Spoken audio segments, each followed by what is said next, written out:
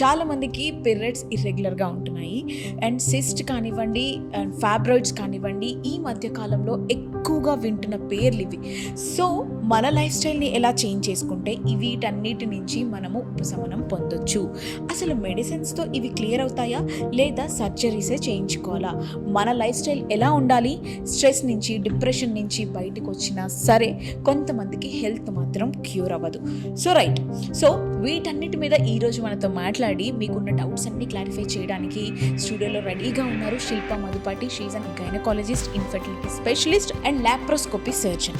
మేడంని ఇన్వైట్ చేసి వీటన్నిటికీ అసలు మూల కారణం ఏంటి, ఆ రూట్ కాజ్ని కనిపెట్టి మనం దాన్ని క్యూర్ చేసుకోవచ్చా లేదా అని చెప్పేసి డిస్కస్ చేద్దాం. సో మేడంని welcome చెప్పేద్దామా?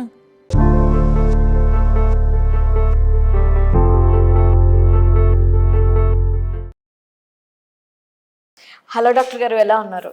I'm fine, Vasavi. How are you? Thank you ma'am, నేను కూడా చాలా బాగున్నాను.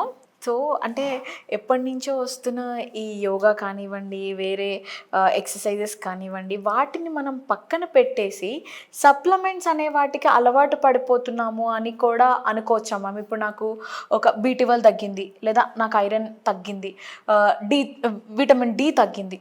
నేను శిల్ప మ్యామ్కి కాల్ చేశాను, వాసవి వద్దు నువ్వు ఫుడ్ తీసుకో, నేను కొన్ని సప్లిమెంట్స్ ఇస్తున్నాను అని మేడం నాకు సజెస్ట్ చేశారు. అయిపోయింది, కొన్ని రోజులు నేను మెడిసిన్ వేసుకున్నాను. ఇంకొక మేడం దగ్గరికి వెళ్ళాను, తను కూడా సజెస్ట్ చేశారు.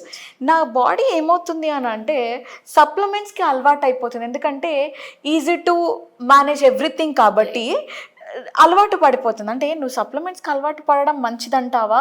ఒక్కసారి కూర్చొని ఆలోచించి నీ లైఫ్ స్టైల్ ఏంటి, నీ డైట్ని ఎలా మెయింటైన్ చేయాలి, నేచర్కి నువ్వు ఎలా దగ్గర ఉండి నీకు నువ్వు హీల్ అవ్వాలి అన్నది, ఆ థాట్ అన్నది మంచిదంటారా? లేదా ప్రతి దానికి తుమ్మినా దగ్గినా ఏదన్నా సరే తగ్గిపోయిన బాడీలో వెంటనే సప్లిమెంట్స్కి వెళ్ళిపోవడం బెటర్ అంటారా? డెఫినెట్లీ వాసవి, రైట్ క్వశ్చన్ మా. ఇప్పుడు చాలా మంది ఫస్ట్ మాస్టర్ హెల్త్ చెకప్ చేయించుకొని డెఫిషియన్సీస్ ఉన్నాయనగానే వెంటనే మెడిసిన్స్ తీసుకోకపోతే ఇంకా ఇమ్యూనిటీ తగ్గిపోతుంది.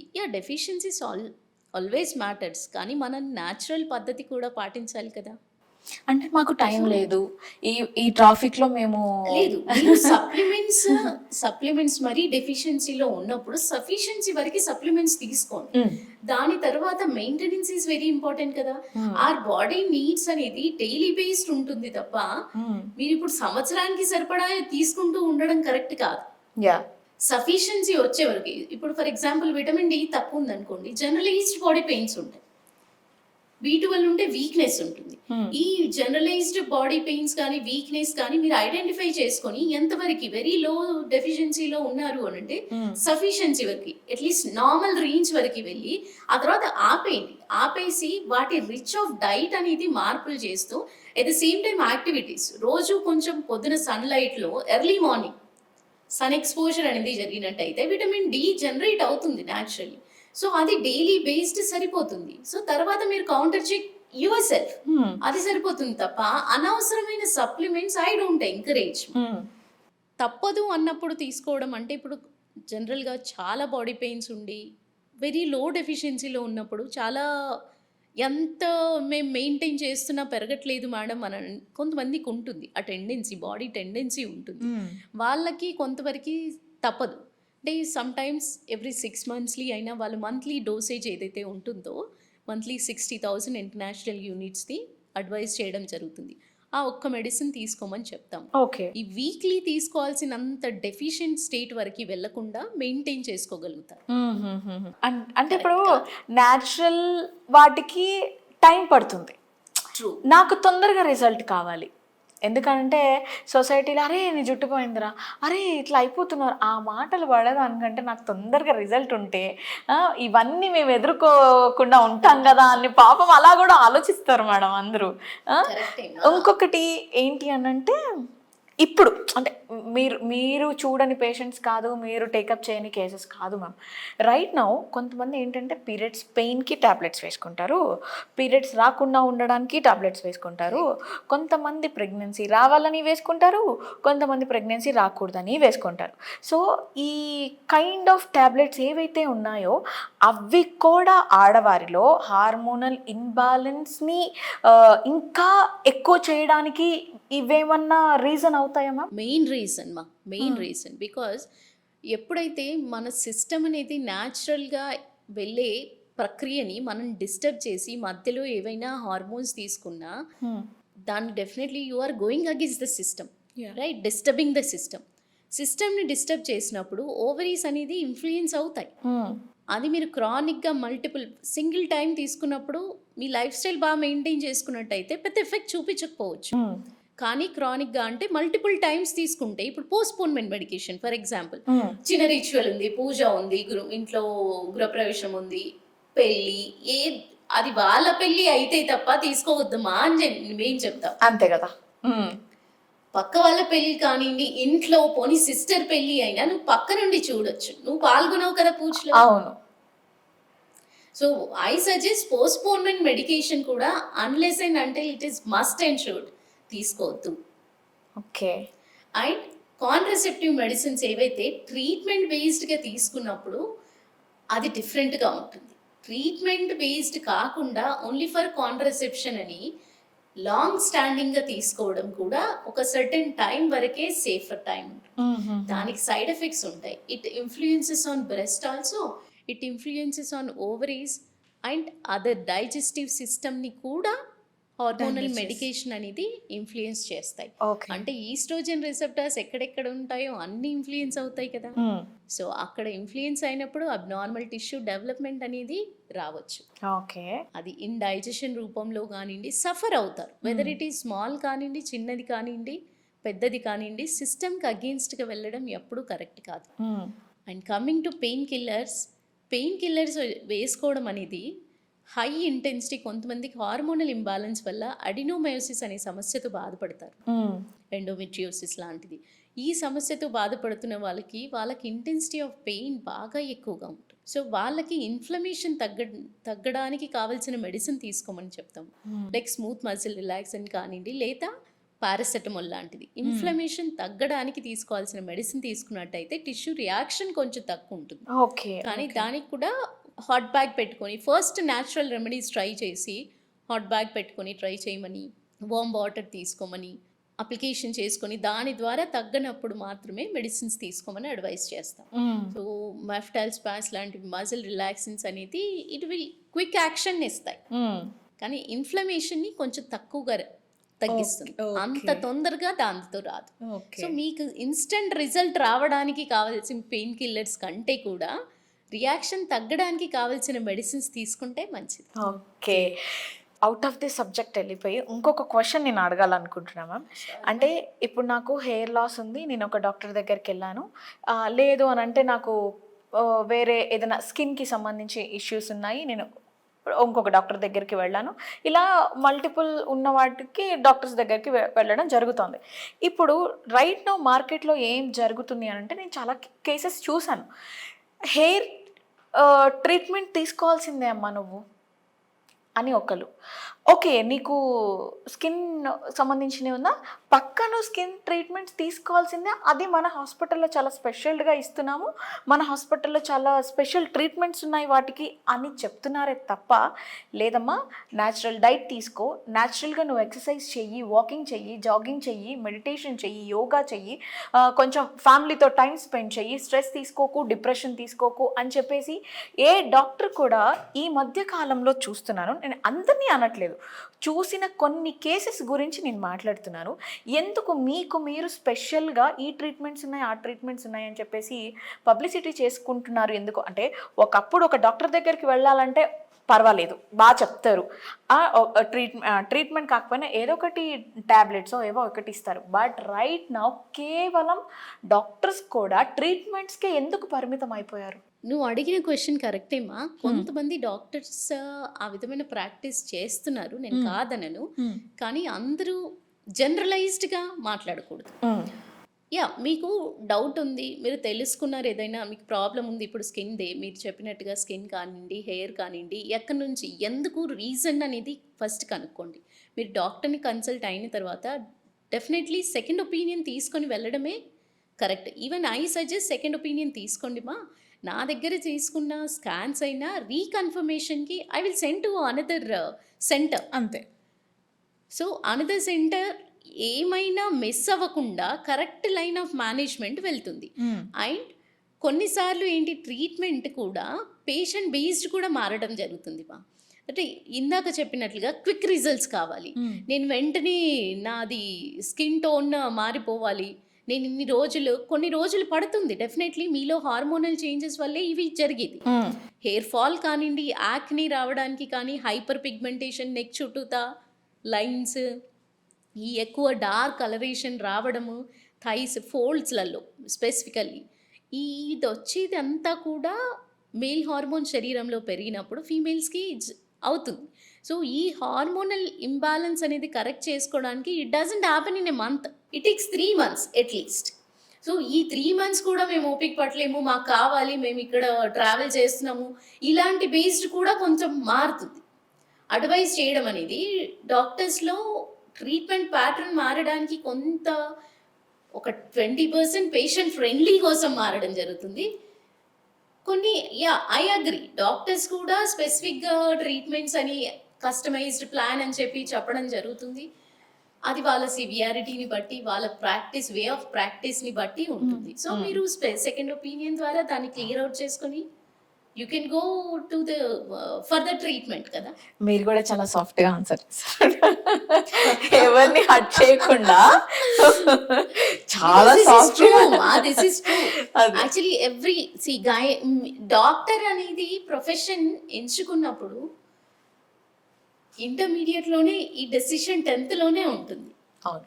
సో ఎవరినో ఒకరిని చూసిన తర్వాత వచ్చే ఇన్స్పిరేషన్ ఇది. ప్రతి ఒక్కరికి, ప్రతి డాక్టర్కి సేవ చేస్తున్నప్పుడు వాళ్ళని చూసి ఒకరు ఇన్స్పైర్ అయిన ఇన్స్పిరేషన్ దగ్గర నుంచి, పేరెంట్స్ నుంచి, పేరెంట్స్ డాక్టర్స్ ఉన్నా వాళ్ళకు వచ్చే ఫేమ్ అనే కాదు, రెస్పెక్ట్, సొసైటీలో ఇచ్చే రెస్పెక్ట్ని చూసి ఇన్స్పిరేషన్ తీసుకొని అరే ఇలా చేస్తే, ఈ సర్వీస్ చేసినందుకే వీళ్ళకి ఎంత గౌరవం ఉంది, సో మేము కూడా సర్వీస్ గురించి ఆలోచించి వస్తారు. వచ్చిన తర్వాత కొన్ని మార్పులు జరగచ్చు, ఒప్పుకుంటాను, కానీ ఆ ఫస్ట్ పాయింట్ అయితే ఖచ్చితంగా వాళ్ళ లైఫ్ లాంగ్ ఉంటుంది. పేషెంట్ ఫ్రెండ్లీ ప్రతి డాక్టర్కి ఉంటుంది, ఇది నిజం.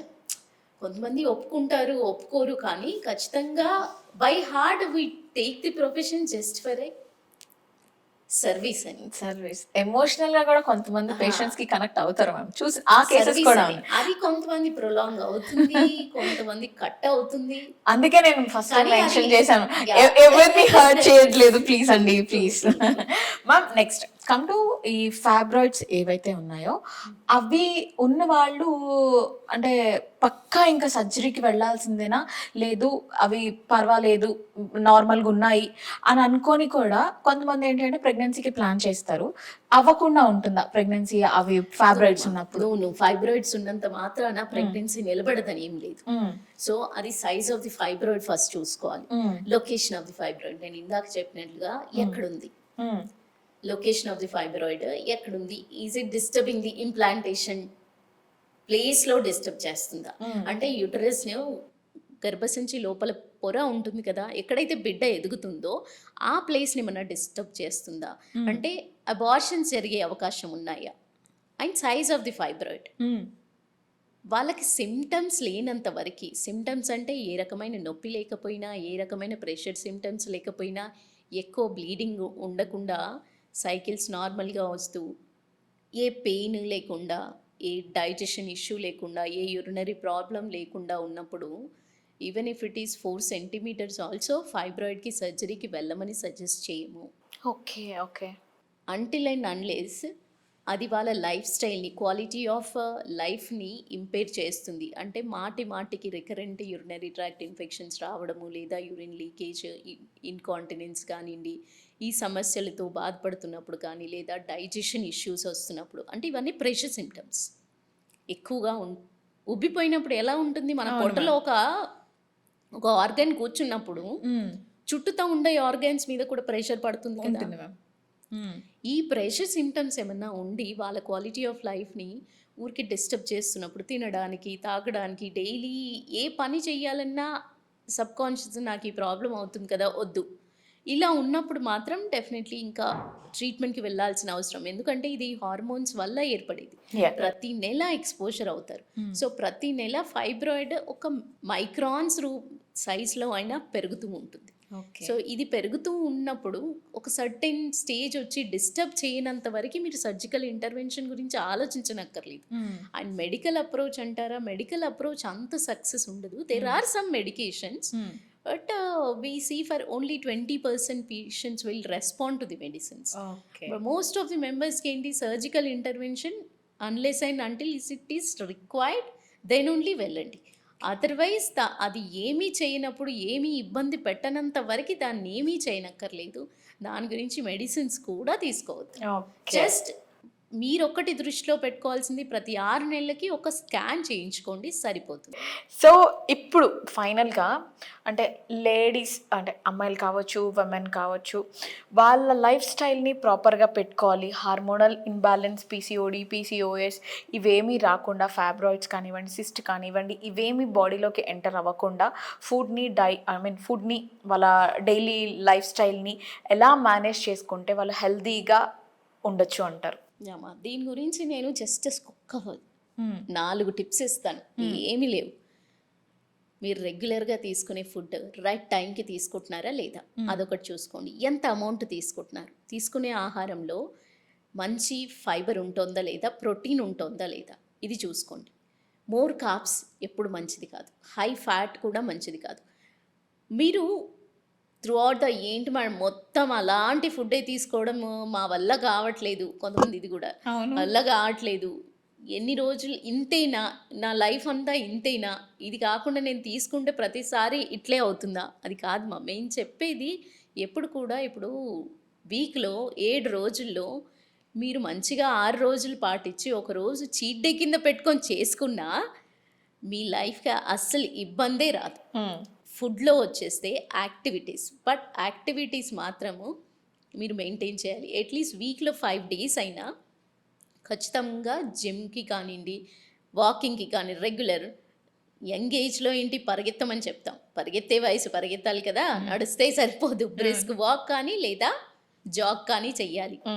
లేదా మీరు యోగా, రీసెంట్ డేస్లో చాలా క్రేజీనెస్ అని కాదు, దాంట్లో డిఫరెంట్ టైప్ ఆఫ్ ఆసనాస్ చాలా హార్మోనల్ ఇంబ్యాలెన్స్ని చాలా వరకు కరెక్ట్ చేస్తుంది. యాక్చువల్ యోగా ప్రాక్టీస్ చేసినట్టయితే బై ప్రొఫెషన్ వెళ్ళి నేర్చుకోండి. ఫస్ట్ నేర్చుకొని చేసినట్టయితే డెఫినెట్లీ అది చాలా హెల్ప్ చేస్తుంది. సో ఇది ఒకటి. దాంతోపాటు స్లీప్ సైకిల్ అందరికీ ఏంటి, ఇప్పుడు మేబీ వర్కింగ్ షెడ్యూల్ వల్ల కూడా చాలామంది లేట్ నైట్స్ ఉండి లేట్ మార్నింగ్స్ లేవడము ఇది చేస్తున్నారు. కానీ డైర్నల్ ప్యాటర్న్ తోటి మెలటోనిన్ అనే హార్మోన్ రిలీజ్ అవుతుంది. ఈ మెలటోనిన్ చాలా వరకు బ్రెయిన్ రిలాక్సేషన్కి హెల్ప్ అవుతుంది. At the same time me stress management చాలా హెల్ప్ అవుతుంది దాంతో. సో ఈ 10:30 to 6:30 pattern of sleep maintain చేస్తే అందరూ ఏంటి ఈ మధ్య 8 hours ఆఫ్ స్లీప్ సరిపోతుంది, ఏ టైం నుంచి ఏ టైంకి పడుకున్నా 8 గంటలు నిద్ర ఉంటే చాలు. ఈ ఒక్క పాయింట్ మాత్రమే మైండ్లో పెట్టుకొని ప్లాన్ చేసుకుంటున్నారు తప్ప డైర్నల్ ప్యాటర్న్ గురించి ఆలోచించట్లేదు. అక్కడే విటమిన్ డి కూడా ఉంటుందా. సో సరే, లేట్ నైట్స్ మీరు వర్క్ చేయాల్సి వచ్చింది, లేట్ నైట్స్ వర్క్ చేయండి, బట్ ఆన్ టైం లేచి అట్లీస్ట్ 6:30 or 7 o'clock లేచి కొంచెం బ్రేక్ఫాస్ట్ చేసి then you go to the bed. కొంచెం వాక్ చేసుకుని యాక్టివిటీస్ ఏదైనా ఇంట్లో అయినా యోగా చిన్నపాటి ఒక 15 to 20 minutes మీరు యాక్టివిటీస్ చేసుకొని తర్వాత if you go to bed and have a sleep and then get back to work, ఇది బాగుంటుంది కదా. అండ్ ఈ ప్యాటర్న్ మీరు చేంజ్ చేసుకున్నప్పుడు మీలో మీకు ఏ డాక్టర్ని కన్సల్ట్ అవ్వక్కర్లేదు, మార్పులు మీకు తెలుస్తాయి. మీలో యాక్టివ్నెస్ పెరుగుతుంది, మీ మైండ్ కాన్సన్ట్రేషన్ పెరుగుతుంది. చదివేది అయినా ఇప్పుడు స్టూడెంట్స్కి చదివే కొంత టైం అయినా బాగా గుర్తుండిపోతుంది, మీ మీద మీకు కాన్ఫిడెన్స్ పెరుగుతుంది. ఇది ఒక్క నెల పాటు ప్రతి ఉమెన్ పాటించి చూస్తే వాళ్ళల్లో వాళ్ళకు తెలుస్తుందండి. ఇది టు మై సెల్ఫ్ ఆల్సో నేను ఫాలో అయిన తర్వాతే ఇది ఎక్స్ప్లెయిన్ చేయడం జరుగుతుంది. ఓకే. ఓకే. సో, ఒకవేళ మా ఫ్రెండ్స్, ఫ్యామిలీ మెంబర్స్ చూస్తున్న వాళ్ళు మిమ్మల్ని కలిసి, మాట్లాడి మీ దగ్గర ట్రీట్మెంట్ తీసుకోవాలి అంటే ఎలా ma'am? You can consult my clinic, ma. I have my practice at Kondapur, Dr. Shilpa Women's Clinic ani. My OP is at there. I'm a visiting consultant in Apollo Hospital, okay. Rainbow, Birthright, Ankara, KIMS. So I do surgeries or admissions, any inpatient procedures ఏవైతే ఉంటాయో అన్నీ I do in those hospitals. Okay. May cover also. Thank you so much ma'am. Me smile ఎంత బ్యూటిఫుల్గా ఉందో. నాకు నేను అడిగిన questions అన్నిటికీ కూడా అంతే బ్యూటిఫుల్గా ఆన్సర్ చేశారు. Thank you so much. Thank you so much. So guys, చూస్తున్నారు కదా, మేడం ఎక్కువ టాబ్లెట్స్ ప్రిఫర్ చేయొద్దు, యోగా, మెడిటేషన్, ఇవన్నీ వాకింగ్, జాగింగ్ ఇవన్నీ చేసి కూడా హ్యాపీగా, హెల్తీగా ఉండొచ్చు. మీ లైఫ్ స్టైల్ని చేంజ్ చేసుకోండి, ఇవన్నీ కూడా వాటంతట అవే అవాయిడ్ అయిపోతాయి అనేసి చెప్తున్నారు. ఇఫ్ ఇన్ కేస్ మీకు ఇంకా డౌట్స్ ఉన్నా సరే, శిల్ప మ్యామ్తో మాట్లాడాలన్నా, మ్యామ్ని కలవాలన్నా సరే, నేను స్క్రీన్ మీద madam contact number and hospital details అన్నీ కూడా ఇస్తాను. ఒక్కసారి కన్సల్ట్ అయ్యి అసలు ప్రాబ్లం ఏంటి, దాన్ని ఎలా క్యూర్ చేసుకోవాలి అనేది ఒకసారి మాట్లాడండి.